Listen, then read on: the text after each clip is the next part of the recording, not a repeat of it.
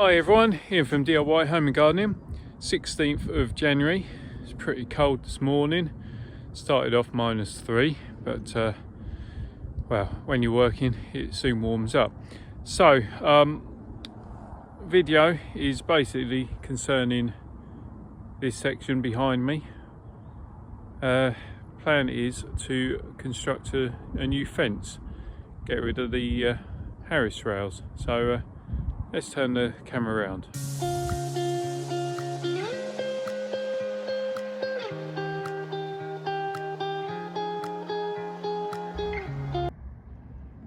This is my plot, and you can see that it's quite literally penned in by fields of sheep.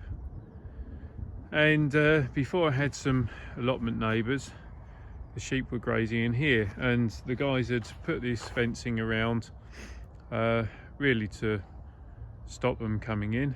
They managed to lift the fence anyway and get in, but now it's got to that point where I need to really get it sorted out to create this division between my plot and the neighbours. So yeah, started this morning measuring, putting in the post. So the plot itself is 16.2 metres long and then 12.2 metres wide. So I've got my first post in over yonder, this post in here, so we know exactly where the corners are. And fortunately I had actually set my my beds in line. Well, it does look as though the weight of the fencing's pulled my compost panel out, but anyway, so these two posts are in. I've put them in so they're 1.2 metres above ground, and just walk down here. So the next job is to run a string line nice and taut between the two, and then whack the posts in using a post level. Much easier than trying to use a spirit level, because it gives you angles on two faces, so that's much easier. And my plan is to put the posts every 2 metres. That's going to be more than enough. And once the posts are in, I'll then be able to get some fencing, more appropriate fencing to go around, which will enable this sort of big wall to come down. So string line set up. So notice I've set it to the bottom as opposed to the top, because you want to make sure that the bottoms of the posts are the bits that line up, because when you get the base in, you'll then be squaring up to that, and the top will be the bit that then you use your post level on. Whereas if you run your string at the top, you don't know whether the bottom's going to be out. So that's the line you're working to, and then you use your post level to gauge whether you've got that right. Let me show you. So set the post so it's flush on that line, and then you can gauge on this as to whether it's right or wrong. Now the fact that this side here is leaning, so that's correct there. Then gauge back down at the bottom, and what you don't want is for it to be touching or pushing on that line. So the fact that it's pushing on that line means you need to move that back, recheck your post to make sure that's going to be square, and then have another look, and as long as it's gently brushing on that string, well then that is the correct position for that post. So to put it in, what I tend to use, trusty old piece of timber. I'll show you on this one because it's going to be much easier. Piece of timber just on the top, and then use the sledgehammer, just purely using the head as the weight. You won't be able to swing it down. Using the head as the weight to then drive the post down, and driving it down so it's 1.2 metres above ground level. And so yeah, that means that you're going to end up with about 35 centimetres in the ground, which will give you loads of stability. probably worth pointing out that these posts I'm using, all they are cut down sections of scaffold pole. So yeah, you can get those quite cheap from well, scaffolders or ex-scaffolders where they're clearing out old stock. These were literally freebies from the local Facebook group, so it's quite handy.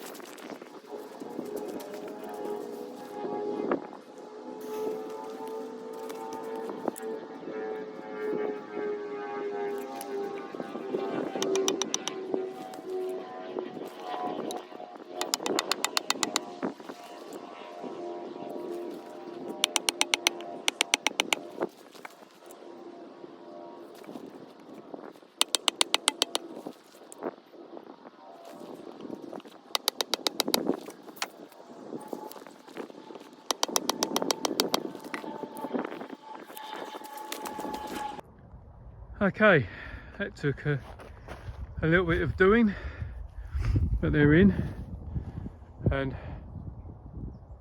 yeah, pretty straight.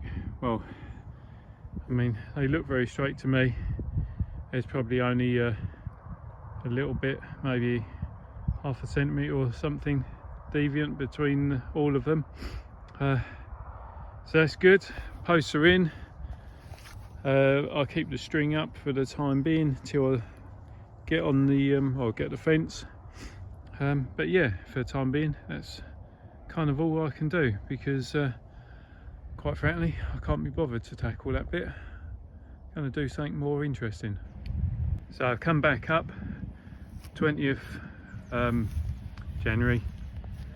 It's a weekend job because well, started the other side on my day off on the Tuesday, so come back, got this side done. So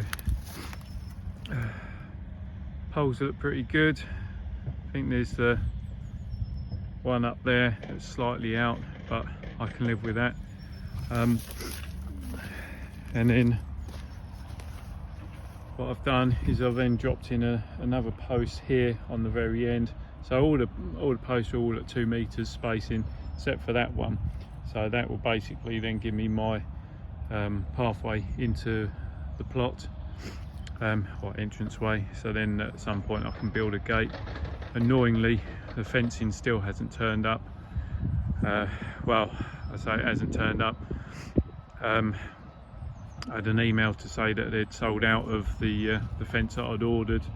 So I've had to reorder, so I'm still waiting on the fencing to turn up. So 19th of May, back up doing the fencing. So 4 months since I was hurriedly trying to get these posts in to get the fence done, and yeah, the first lot of fencing obviously never turned up.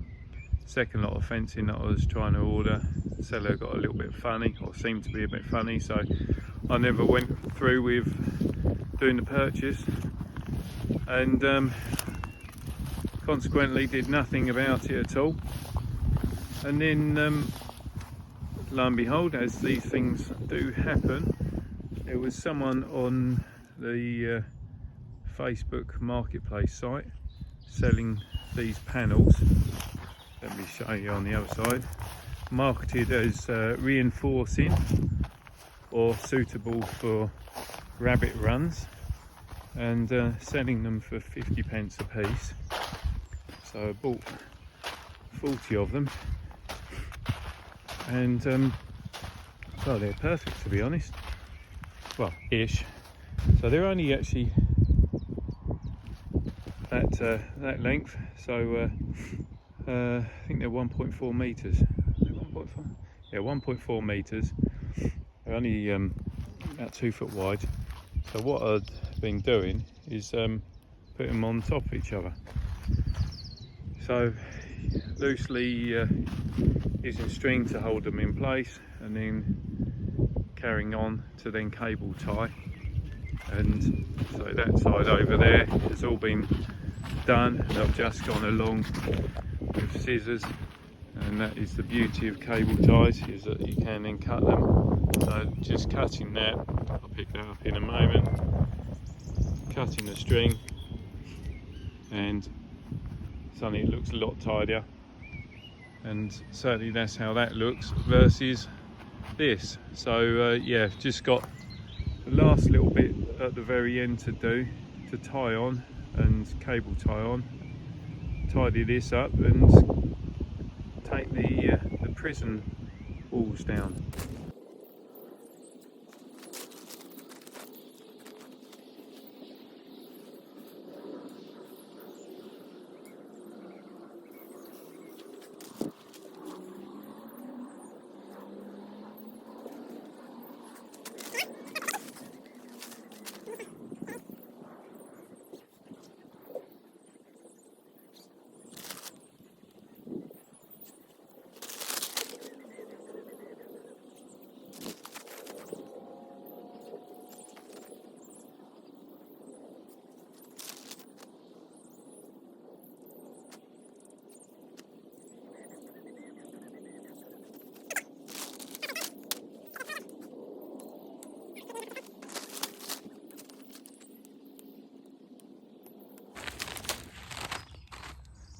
Yeah, just using good old-fashioned cable ties.